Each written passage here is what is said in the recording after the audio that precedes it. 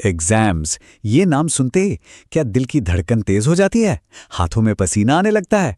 अगर हाँ, तो घबराने की कोई बात नहीं। वो परीक्षा से एक रात पहले वाली बेचैनी, जब पूरी पूरी रात जागकर रट्टा मारना पड़ता है, वो तनाव और वो फेल होने का डर, ये सब बहुत जाना पहचाना सा लगता है ना? तो चलो आज इसी प्रॉब्लम को जड़ से खत्म करते हैं। देखो, एग्जाम में टॉप करना सिर्फ घंटों तक पढ़ते रहने का खेल नहीं है। ये असल में दो चीजों का कॉम्बिनेशन है। एक है आपका इनर गेम, मतलब आपकी सोच, आपकी मानसिकता, और दूसरा है आउटर गेम, यानी आपकी स्ट्रैटेजी।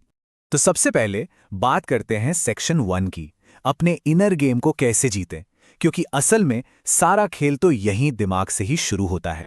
एक बहुत ही कमाल की बात कही गई है, मोटिवेशन वो चीज है जो आपसे शुरुआत करवाती है, लेकिन डिसिप्लिन वो है जो आपको मंजिल तक पहुंचाता है। तो चलो इन दोनों के फर्क को समझते हैं। देखो, मोटिवेशन एक चिंगारी की तरह है, आती है, अच्छा महसूस कराती है और फिर फुस, भरोसे लायक नहीं है। लेकिन जो डिसिप्लिन है ना, वो लंबे समय तक चलने वाला ईंधन है। ये एक स्किल है जिसे आप रोज रोज की प्रैक्टिस से बनाते हैं। तो सवाल यह है कि इस डिसिप्लिन वाले मसल को बनाएं कैसे? बहुत सिंपल है। पहला, अपना खुद का टाइम टेबल बनाओ, किसी टॉपर का कॉपी पेस्ट नहीं। दूसरा, छोटे से शुरू करो, बस रोज पढ़ने बैठने की आदत डालो, भले ही 15 मिनट के लिए। तीसरा, ये जो फोन की टिंग टिंग है ना, इन सारे डिस्ट्रैक्शंस को काट दो। और चौथा, इसे अपनी रोज की आदत बना लो, चाहे थोड़े टाइम के लिए ही सही। और हाँ, एक सबसे बड़ी बीमारी जिससे बचना है, वो है लोग क्या कहेंगे। यार, पेरेंट्स का प्रेशर, समाज का प्रेशर, ये सब बहुत होता है। पर एक बात हमेशा याद रखना, ये रेस आपकी अपनी है, तो फोकस अपनी ग्रोथ पे करो, लोगों की तालियों पर नहीं। चलो, अब जब आपका इनर गेम स्ट्रांग हो गया, तो बारी है आउटर गेम की, यानी सेक्शन 2, अपना गेम प्लान बनाएं। अब एक प्रो की तरह तैयारी करने का टाइम है। तो पढ़ाई शुरू करने से पहले ये रही आपकी प्री स्टडी चेकलिस्ट। स्टेप 1, जासूस बन जाओ, पता करो कि टेस्ट का फॉर्मेट क्या है, कौन कौन से टॉपिक्स आने वाले हैं।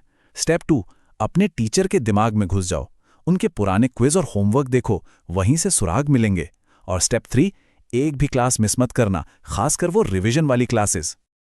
अब आते हैं सबसे जरूरी हिस्से पर, सेक्शन 3, हार्ड वर्क नहीं, स्मार्ट वर्क करो। मतलब पैसिव लर्निंग को छोड़कर एक्टिव रिकॉल पर फोकस करो। इन दोनों में जमीन आसमान का फर्क है, इसे समझना बहुत जरूरी है। पैसिव या निष्क्रिय पढ़ाई मतलब बस नोट्स को बार बार पढ़ना या पूरी किताब को हाइलाइटर से रंग देना। सच कहूं तो ये ज्यादा काम नहीं आता। वहीं एक्टिव पढ़ाई मतलब प्रैक्टिस टेस्ट सॉल्व करना, फ्लैश कार्ड बनाना, खुद से सवाल जवाब करना। असली रिजल्ट यहीं से आता है। तो इसे एक्शन में कैसे लाएं? सिंपल है, अपने नोट्स को फ्लैश कार्ड में बदलो, अपने खुद के प्रैक्टिस क्वेश्चन पेपर बनाओ। अगर कोई बड़ा ऐसे लिखना है तो उसकी आउटलाइन पहले से तैयार कर लो। मैथ्स और साइंस के लिए बस प्रैक्टिस, प्रैक्टिस और प्रैक्टिस। और सबसे बेस्ट तरीका, कोई भी कॉन्सेप्ट अपने किसी दोस्त को या रे घर में खाली कुर्सी को ही समझा कर देखो। और अगर कोई टॉपिक बहुत बड़ा और डरावना पहाड़ जैसा लग रहा है ना, तो उसे तोड़ दो, छोटे छोटे मैनेजेबल टुकड़ों में बांट लो। जब एक टुकड़ा अच्छे से समझ आ जाए तभी अगले पर जाओ।